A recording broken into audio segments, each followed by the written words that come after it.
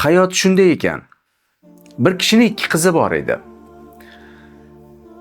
Biri dehqonga turmushga chiqdi, ikkinchisi esa kulolchilik bilan shug'ullanuvchi kishining rafiqasi edi. Oradan 1 yil o'tib, ota qizlarini ko'rgani yo'lga chiqdi. Avval dehqonning uyiga bordi. Qizi otasini katta xursandchilik bilan kutib oldi. Otasi ahvolini so'radi. Qizi dedi: "Turmush o'rtog'im ijaraga yer oldi. Urug' uchun qarz oldi va yerga ekin ekib chiqdi. Agar yomg'ir yog'sa biz uchun yaxshilik. Ammo yomg'ir yog'masa katta musibatga uchraymiz." Ota birinchi qizini qoldirib, ikkinchi qizining uyiga yo'l oldi. Uning eri kulol edi. Ular ham otani katta xursandchilik bilan kutib oldi. Otasi ahvolini so'raganda qizi dedi: "Turmush o'rtog'im qarzga tuproq oldi. Ulardan kulolchilik buyumlari yasadi. Hozir ularni quyoshda quritish uchun qo'ygan. Agar yomg'ir yog'masa biz uchun yaxshi.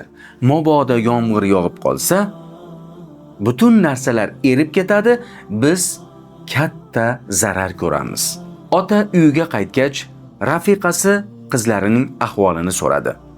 Shunda ota dedi: "Yomg'ir yog'masa ham alhamdulillah degan. Agar yomg'ir yog'sa ham alhamdulillah degan.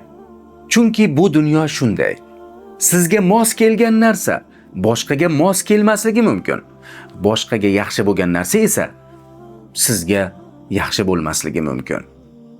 Ko'pincha yaqinlarimiz bilan bo'ladigan muammolar 2 narsadan kelib chiqadi.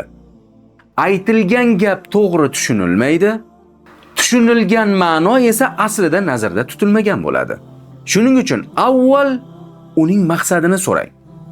So'ng u haqida yaxshi gumon qiling. Xulosa shuki, insonning ifoda berishi xato bo'lsa, sening tafsiring xato bo'lmasin. Men haqimda eshitsangiz, avval mendan eshiting.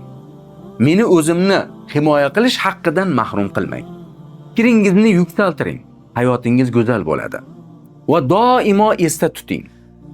Inna ba'daz-zonni ism. Albatta ba'zi gumonlar gunohdir.